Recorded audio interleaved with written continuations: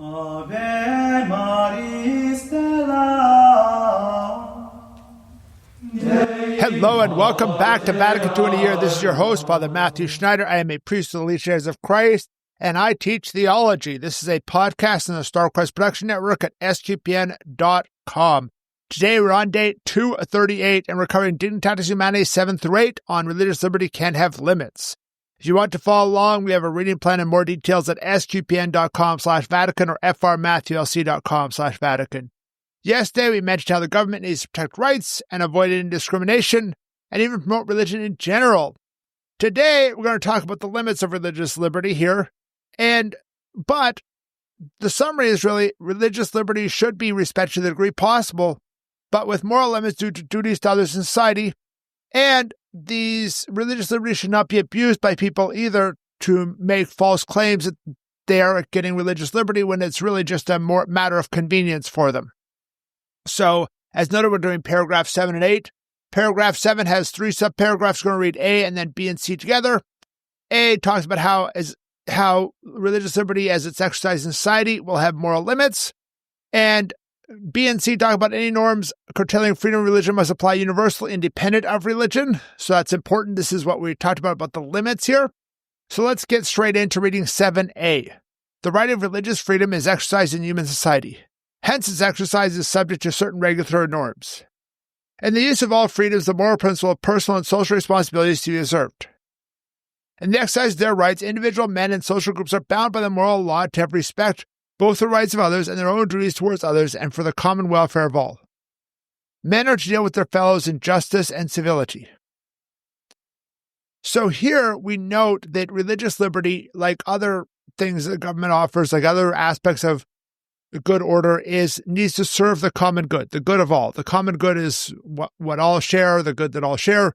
There's different ways to define it, but that's the general idea. And such religious liberty is not absolute, and there will be moral and regulatory limits. Obviously, you have to be able to sign contracts, and you have to be honest about it. Your religion can't teach you to lie. Religion can't teach you to steal or harm people or things like that. And here we need that personal and social responsibility. We are responsible for our actions even if done in the name of religion. If I go and beat somebody up and say that's because of my religion, I can still be charged with abuse. And I should be charged with abuse, battery, whatever kind of exact charge that's going to be.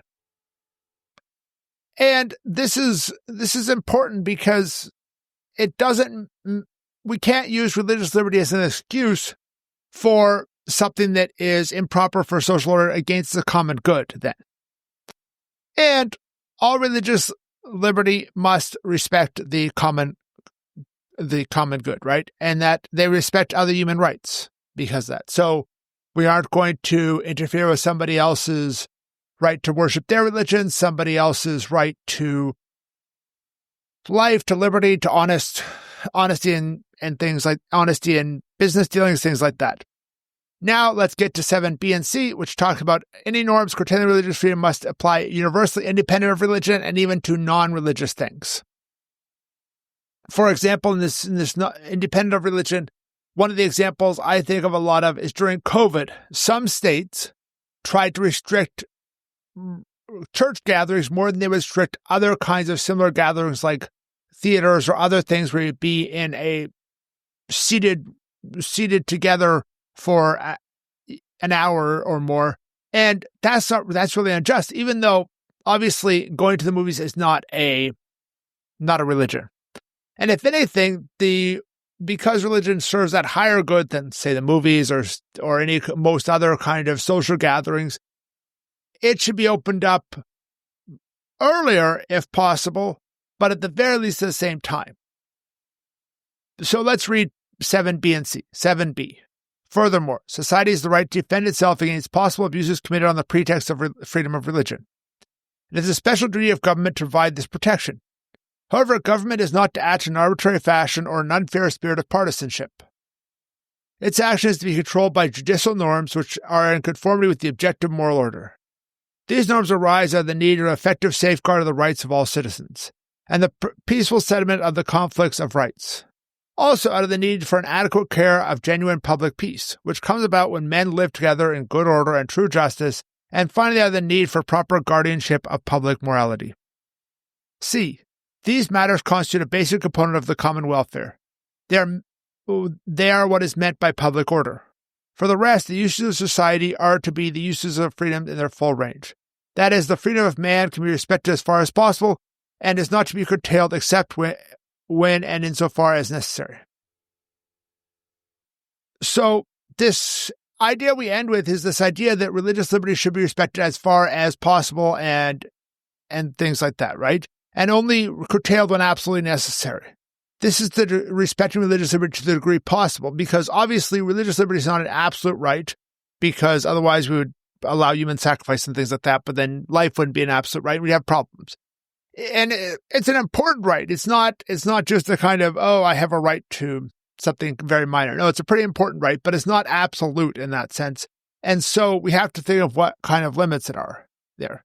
And it notes here, as I kind of did introducing this section, is that idea that it needs to be religiously agnostic. So whatever restrictions we put on Catholics or Jews or Muslims have to apply to all of them.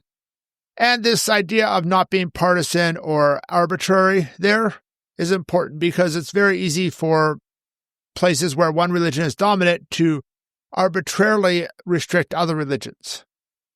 And we generally provide for the protection of religion, that religion is peaceful, look for peaceful ways to resolve religious conflicts and things like that. And so this is a very general set of principles for religious liberty and the limits therein. Now let's move to paragraph 8. Paragraph 8 has 2 subparagraphs, but paragraph 8b is super short, so we're going to read them together.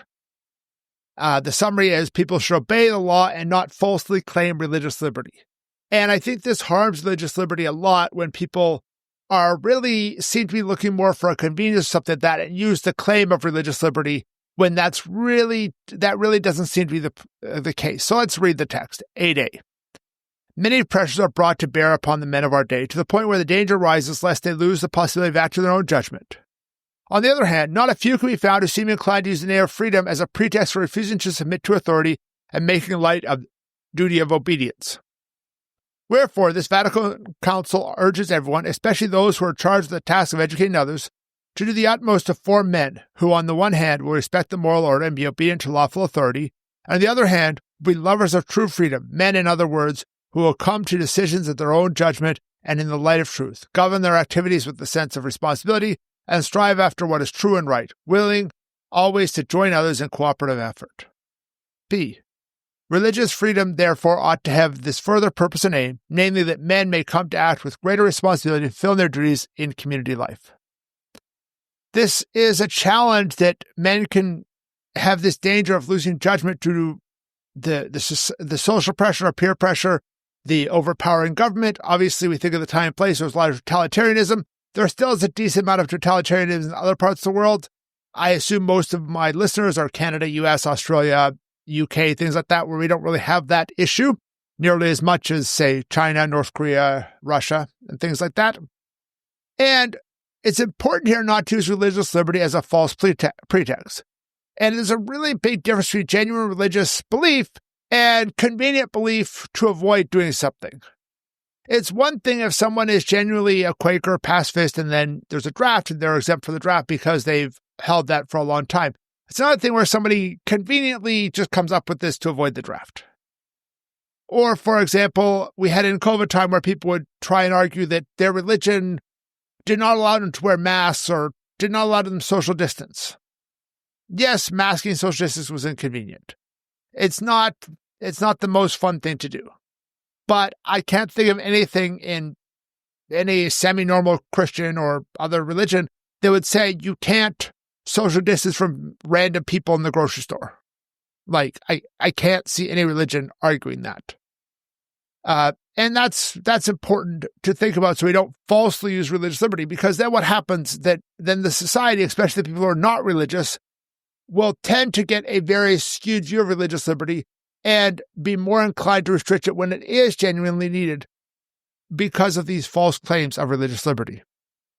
And we need to form people like this so they use religious liberty in genuine ways. They're not using it for convenience. They are striving for the good. That's important to do as Christians, as educators. And finally, religious liberty can help fulfill the social or communal aspect of human life.